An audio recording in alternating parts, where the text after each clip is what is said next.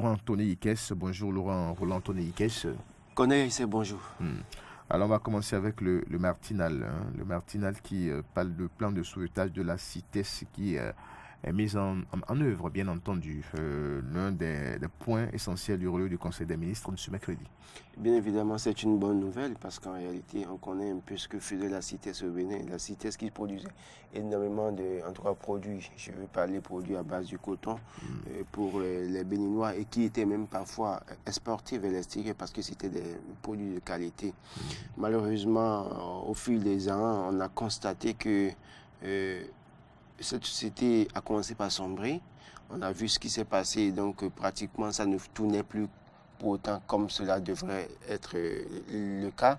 Alors qu'en réalité, depuis que le gouvernement actuel, c'est vrai qu'avec l'ancien régime, on a montré que nous produisions assez de coton. Et donc depuis 2016, la production du coton a atteint un seuil jamais égalé au Bénin. Le Bénin est devenu premier producteur de coton dans la sous-région.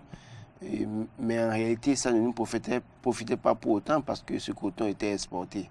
Et malheureusement, avec le plan de sauvetage de la CITES, la Société des industries textiles du Bénin, je crois qu'on pourra produire une bonne quantité de notre coton sur le territoire national. On pourra créer en fait 2 nouveaux emplois au plan national. Ça pourra apporter une plus-value aux producteurs locaux, c'est-à-dire qu'il y a des gens qui sont obligés de se tourner vers les céréales pour acheter les matières premières, les tissus que nous portons. Malheureusement, ce que j'ai porté, c'est du local, une tenue cousue au plan local, mais malheureusement, le tissu n'est pas produit au Bénin. Donc, c'est autant de choses qu'il faut corriger. Et je crois que le gouvernement voit juste en voulant ressusciter cette entreprise qui apportera nécessairement une plus-value à notre économie. Alors, on va évoluer, donc, et parler d'autres actualités. Les opposants libérés, Mtondi, Tamayon et compagnie, après pratiquement 6 mois passés. Donc, oui, après pratiquement 6 mois, je crois que je l'ai toujours dit ici, il faut que ces opposants qui sont en prison, quelle qu'en soit la situation, qu'on trouve une possibilité de les mettre sous convocation, de leur accorder une liberté provisoire.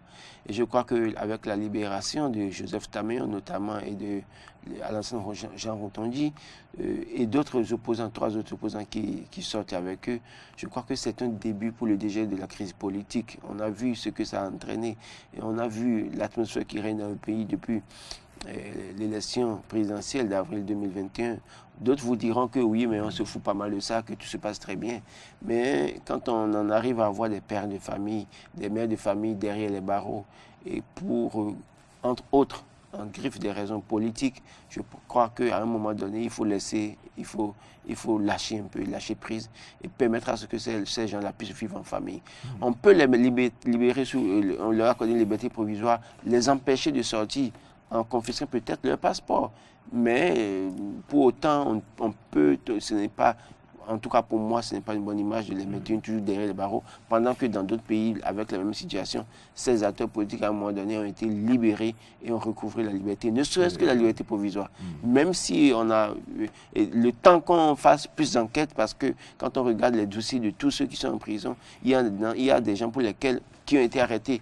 Nous a-t-on dit pour des flagrants délits, mais qu'après, on a renvoyer les dossiers en instruction pour nous dire, bon, c'est maintenant qu'il faut aller chercher, établir les preuves, tout ça là. Donc je crois qu'il y a de bonnes raisons d'accorder une liberté provisoire à ces personnes. Nous ne sommes pas là pour les défendre, mais nous sommes là pour dire, mais si on faisait de cette manière, je crois que ça pouvait apporter une certaine accalmie. Ça pourrait aussi permettre à ces enfants, les enfants de ces parents, de pouvoir vivre avec leurs parents. Ce n'est pas bien.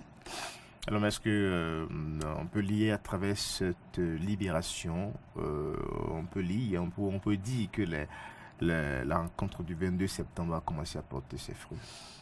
Bon, non, je ne pourrais pas nécessairement dire ça parce qu'en réalité, c'est la justice qui a fait un travail, qui a accordé une liberté, qui a libéré les gens, qui les a mis sous convocation. C'est la justice. Donc, est-ce qu'il y a des liens entre la justice et le chef de l'État qui a reçu Boni Yayi, je n'ose pas dire qu'il y a de lien. Donc pour moi, c'est la justice qui a fait un travail. Et c'est pourquoi je dis, de la même manière que la justice a trouvé le mécanisme pour pouvoir libérer Jean-Alexandre Routondi, Joseph Tamayon et autres, je crois que la justice puise dans son arsenal juridique pour pouvoir trouver les éléments probants, pour pouvoir mettre en liberté provisoire ou et les mettre sous convocation plus tard, Joël Aïvor, Riké Madougou et autres. Donc, c'est une suggestion, ce n'est pas. Et donc, est-ce que c'est la rencontre des deux personnalités qui a favorisé ça? Je ne pourrais pas dire, parce qu'en réalité, la justice est indépendante. Et le chef de l'État, quoique il est au niveau au sommet de la magistrature et que au niveau des magistrats, en tout cas, il a son mot à dire, mais pas dans les décisions à rendre. Donc, je ne pourrais pas dire que c'est lui.